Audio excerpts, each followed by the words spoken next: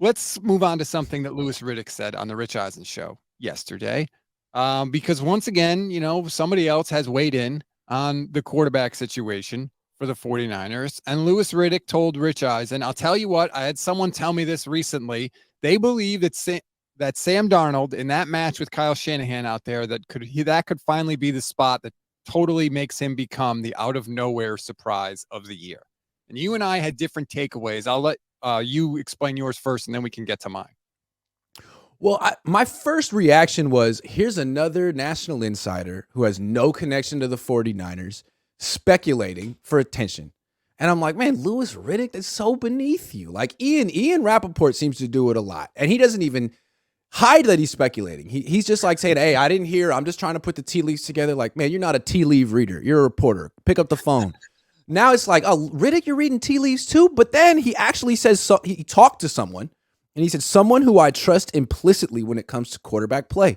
And it's like, okay, like, is this your high school quarterback coach? Like, why would you say that? How is that relevant?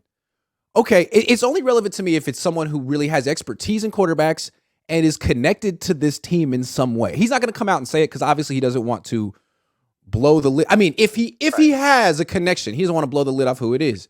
So I'm looking at Louis Riddick. Just so happens that he was in the Monday Night Football booth with Steve Levy and Brian Griese. They worked together on Monday Night Football. Someone he trusts implicitly when it comes to quarterback play. I think Brian Griese would qualify. And if he has, I would think he has Brian Griese's number. They literally work together. And I'm not accusing Griese. I don't know. It just seems like, man, who else would make sense here? And if he texts Griese and is like, so what's up with Trey? And Griese's like, man, I don't know. And I don't know about Purdy, but let me tell you something off the record, man. I really like Sam. Like, it would explain how every single insider from Mike Florio to Ian Rappaport is like, look, man, I keep hearing about Griese. Not Griese, about Darnold. Anyway, like, I don't think Kyle Shanahan's talking to people off the record. Maybe Lynch is, but wow. Now that Riddick said this, I'm thinking, what about the quarterback coach? I can't prove it. I don't know, but that's interesting. Yeah, so that's the whole 49ers don't leak theory, by the way. This was my takeaway. First of all, like, is there one dude in San Francisco that loves Darnold and is just telling everyone, like telling Ian, telling Louis Riddick? Maybe. Or are there a bunch of people in the 49ers that like Darnold, and so they're all talking? But then the other thought I had was this. Why is there no one in San Francisco talking about Trey Lance? No one. There's no quote like this from anyone other than Kyle and John, who have a very real reason to talk him up to try and trade him. No one else is saying, hey, they really like Trey Lance. Trey Lance looks really good. There's none of that coming from anybody. Well, let's stick with Griese for a second. I'm not accusing, but it's a working hypothesis. He has this close working relationship with Louis Riddick, and he was in the media. Let's say it's Griese who is expressing these sentiments off the record. I don't know. If it is, he didn't pick Trey. He inherited Trey. Right. He helped pick Purdy. It's conceivable that he helped pick Darnold. And it's just human nature. Like, when you put your name and reputation behind picking someone and bringing them in, you have more invested in making it work. When you inherit someone, you might want to make it work. You might think you can make it work, but when it doesn't, you have a million excuses. Well, I never picked this guy. He's not my guy. He got hurt. I don't know what's going on with him. Like, yeah, it could work out, but I like Sam Darnold. Like, that's how it goes.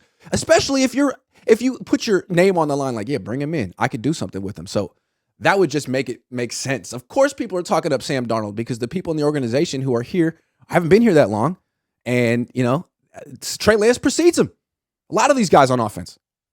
People always like to pick their guys and get their guys every time into the team. That's an interesting idea. And plus, Trey was gone. I know he was in the facility, but he was hurt. Like, he wasn't in the trenches with them going through it last year with Griese's first year. PJ watching on YouTube says it's painful to watch national media coverage on the 49ers. Eisen said they had to pick a kicker in the third round because they have a complete roster. Really? What about right tackle, defensive end, depth on the overall offensive line? Yeah, they didn't have to pick a kicker. They clearly chose to pick a kicker. There's certainly other places they could have upgraded. Well, can I ask you a question about Rich Eisen? When was the last time he criticized the 49ers about anything? Good point. he is their national advocate. Like, he is their defense attorney. And like, look, they do a lot of good stuff, but they're not perfect. There's a lot of things you could say like, hey, could be a little bit better here. But every offseason, he comes out and like pushes back against any criticism of this team. Like, you'd almost like think he has a personal relationship with Mike Shanahan or something. What's up with that? The Niners have a lot of those guys in the National League. They A do. lot of them. They do. God, remember Yeah. Trent Dilfer talking about Jim Tom Sula? They win that game against the Vikings. Look at the 49ers. Jim Tom Sula. Dude, give me a break. Oh, is that week 1 who they faced? It was the Vikings? I think it was I forgot. I was talking about that yesterday. I thought it was the Rams.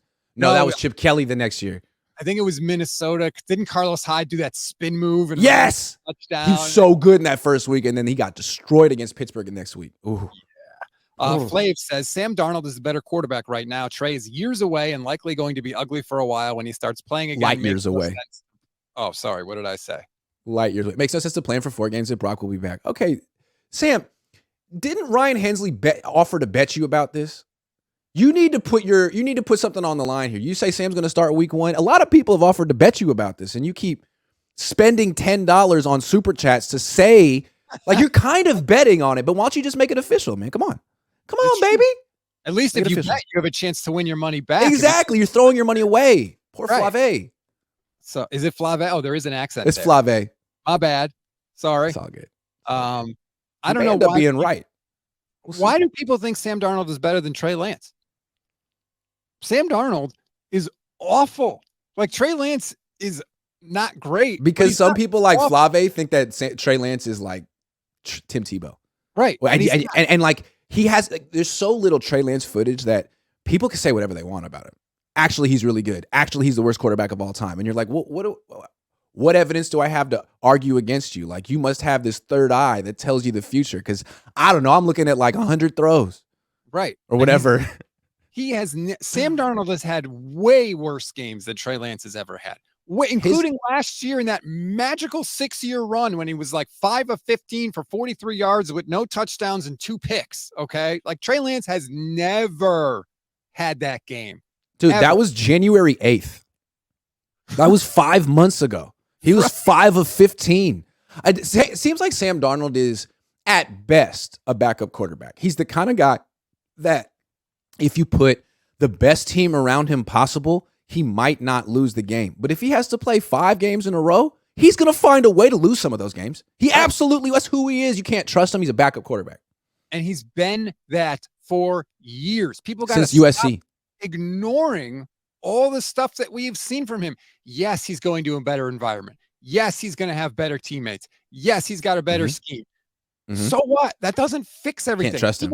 Even if he's better than he was, he's not going to be Patrick Mahomes, Joe Burrow, Josh Allen. So what are we doing here? Like, he's going to make some decisions that are going to make you hate him.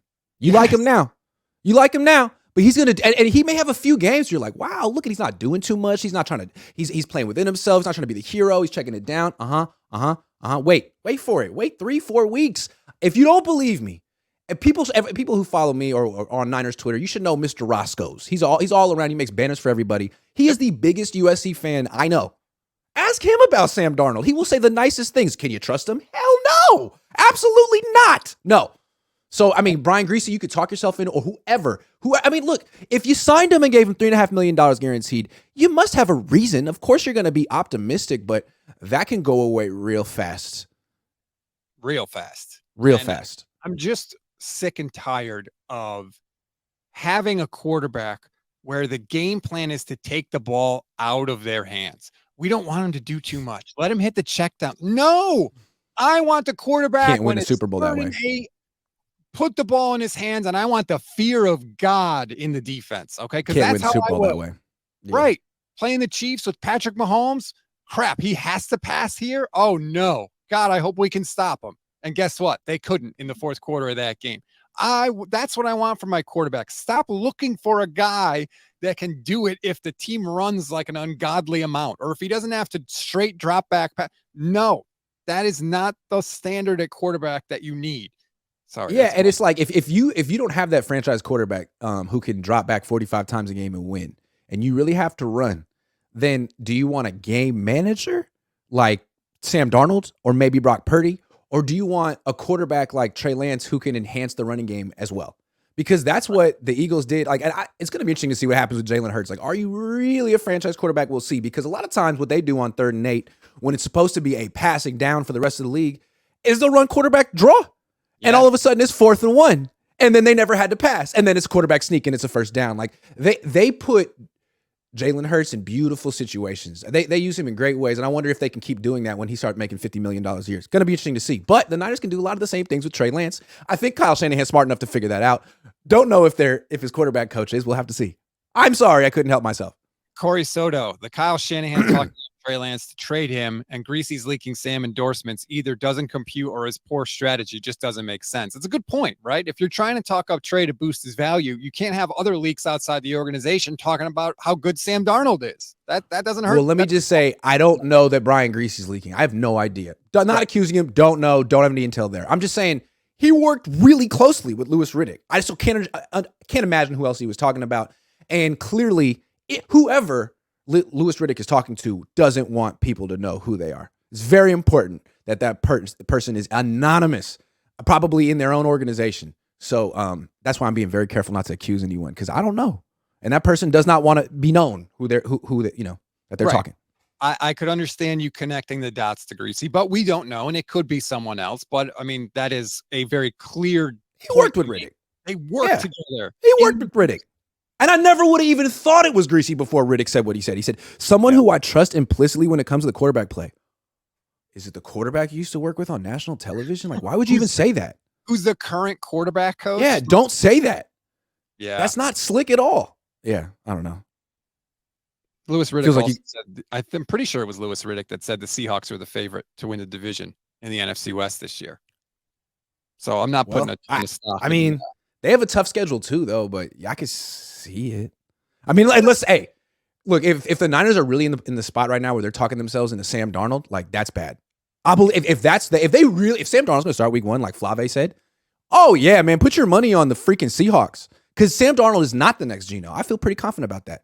He's the next Blake Bortles. And people that get paid a lot of money and do this for a living should know that by now. You should know that already. That's the weird thing. Like, and people like, well, Kyle wouldn't waste his time. Kyle wouldn't bring in a guy like Sean McVay signed Blake Bortles for the same freaking reason, and with the same. He hasn't been in a franchise like this. He hasn't been with a coach like me. Like, okay, but if he stinks, he's still gonna stink. Like, you can't. That's on him. Like Gabbert too. Sorry. Yeah. No, it's okay. Eric Schultz says people love game managers and not game changers. Well, Sam Darnold is a game changer. Technically, it's just usually he changes it in favor of the other team. The upside with Sam Darnold is like, get him to stop being a complete liability and maybe just manage the game. Like, cool. Is that really worth your time and effort? Maybe if that's your backup quarterback, but the weird thing is, like, you wouldn't do that at any other position, right? You wouldn't want Debo to be like, well, his ceiling could be he could convert on 3rd and 5. Like, no, you want a guy who can catch a 5-yard pass and take it 80 yards like he did against the Rams on Monday Night Football. Like, right. Like, you brought in a guy any other position, and his track record for 5 years is, oh yeah, he'll lose games for you. If he's on the field for you, you're going to lose. And he's going to be the reason a lot of the time. Oh yeah, no, we're going to bring him on our team, and he won't necessarily be an impact player, but he won't be a reason we lose. Like, why even waste your time? Why? I don't get it. And that's why, like, I would have rather just draft a quarterback, because that guy doesn't have 5 years of failure that he has to overcome. He doesn't have ghosts he has to stop seeing. He's got a 4-year contract that's cheap. Like, what if Sam Darnold plays well for like 2 months? Are the Niners going to extend him next year? They have this terrible decision. They get a franchise tag him. Like, I don't know. You then you don't have that cheap quarterback room that you've said is so important. So it's just it's a weird situation. But I just don't like how we don't have anybody saying how much the Niners like Lance other than Shanahan and Lynch. And they clearly have an incentive to do that if they want to try and move him. And that doesn't. Let me talk about that. Let me try to address that. To me, that's because there's no one left in the organization who is directly responsible for bringing in Trey except Kyle. The guy who was already talking about Kyle. And again, like, I don't care who Louis Riddick is talking to. I'm fairly confident it's not Kyle. And until Kyle makes up his mind, that's all that matters. So, he could have a quarterback coach who has a preference. Rich Scangarello seemed to have a preference. Like, it's ultimately up to Kyle. And I think Kyle's attitude, he's trying to be transparent here, is like, look, I like all 3 quarterbacks. Let's legitimately have a quarterback competition. That's how we determine every other starter on this team, a competition. We've never done that at quarterback, and maybe that's why there's been so much drama here and camps and this faction thinks this quarterback should start. Like, let's just let it play out. So, hey, guys could have opinions on who's going to win or who they think will win. It's going to play out. And the funny thing is, let's say Sam Darnold starts week 1. He wins this quarterback competition. You get to start week 1 against Pittsburgh. That's great. So what if you lose? What if you win the competition, go to Pittsburgh, put up 7 points and lose? Do you keep the job? Like, did you really win the competition? It's going to be interesting. Right. And that's even if Trey wins it, if he struggles against Pittsburgh, I mean, the calls are going to the noise is going to be loud. Yep. Super loud. Just like it was last year when he lost to Chicago. Oh my God.